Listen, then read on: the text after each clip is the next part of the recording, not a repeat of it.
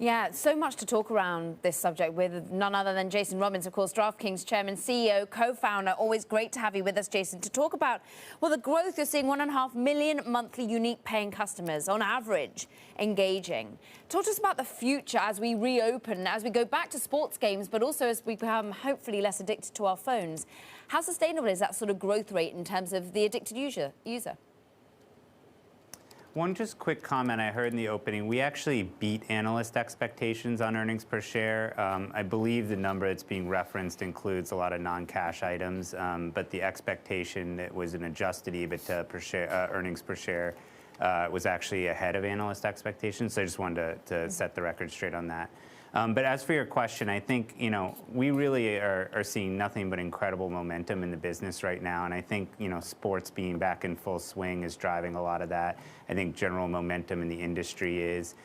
We have a packed sports calendar next several months. A lot of the NBA and NHL, for example, pushing their starts back a little bit this year means we'll be playing, they'll be playing playoff games well into, late Q2 and early Q3. So should be an exciting next few months. And then we also have a lot of live legislation. Almost 24 states are actively considering mobile sports wagering legislation. Another 4 considering iGaming legislation. So a lot of great momentum on that front, too. Can you talk a little bit more about some of the legislation? We've been obviously keeping an eye on some of these various states and the progress that they've been making. Where do you see how soon we get some of this legislation actually passed and signed into state law? Well, I think, it's hard to predict exactly what pace the states move at, but most of them are done with their sessions around middle of the year. So there are several that do have sessions that extend through the rest of the year, including Ohio and Illinois. So those might be a little bit later. But I think a lot of the things, for example, in Illinois also get done ahead of the budget time, which I believe is in May. So there's definitely natural points at which we may or may not see something happen, but very hard to predict exact timing. I do feel very excited that several states have already moved forward with legislation this year. Those include, Wyoming, Arizona, of course, New York. Maryland has passed a bill that's awaiting the governor's signature. Good momentum in other states like Louisiana. So lots of great things happening, and hopefully we'll have an exciting next few months with getting some of these bills over the line. Yeah, Jason, given the exciting next few months that you mentioned, and of course raising that full year guidance, what do you think investors are missing today?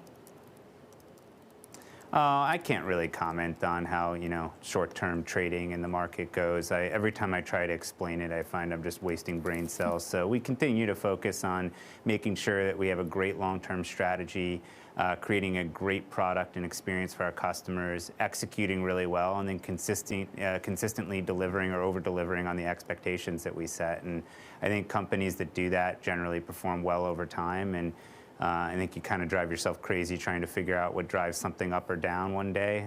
We had a pretty good earnings release, and I can't really find anything that I would point to that we weren't excited and thrilled about. I think we beat expectations along all fronts, but the market's a funny thing, and I found it just kind of kills brain cells and distracts from really the most important thing, which is focusing on the long term and focusing on executing and consistently beating expectations. Well, your shares were up, 200% or so in the markets in 2020. So we'll look at the days gyrations, years gyrations. But in terms of the growth trajectory for you, Jason, and also whether it's organic or inorganic, you've done some M&A, of course, VSIN, Blue Ribbon Software. Are you still going to be making purchases, do you think? Are we still one? I'm sorry. Can you repeat again? Looking at M&A. Are we still looking at M&A? We're always opportunistically evaluating things. There's a lot of activity in the market right now. I think we feel very good that we don't need to do anything. So it really is about if something that's interesting, that fits strategically, that is at the right value, comes along. And I think if that's the case, we'll be opportunistic. And if not, we'll be patient and just continue to kind of execute against a disciplined strategy of going after value where we see it and not doing things that we think aren't at the right value or don't fit strategically. Yeah. And, like I said, I think if you looked at a year and change ago, we felt like we really needed to own our own sports betting technology. That was kind of a must-have, and that's why we did the acquisition of SB Tech and early last year. I don't think we feel that way now. I think we feel like we have all the pieces, and that certainly there are things we could have a build versus buy analysis on, but there's nothing that we feel like we absolutely must acquire at this point. All right, and just real quickly here, Jason, obviously from the seat you sit, you seem to have a pretty good read here on what's going on with regards to sports in general and getting back. You mentioned here at the top of this interview here that you're expecting to see a little bit more activity there. With regards to getting all of the leagues back up and running, and more importantly, getting all of the fans back into the stadium and re-engaged in a way that maybe some people haven't been engaged with, what are you generally anticipating there?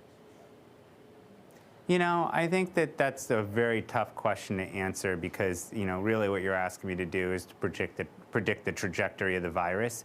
I do think that people are ready to go back. So as soon as I think, people feel it's safe to do so, restrictions are lifted, you're going to see a lot more people going to games. I've certainly been waiting. I definitely am looking forward to attending many games, hopefully in, the later parts of this year.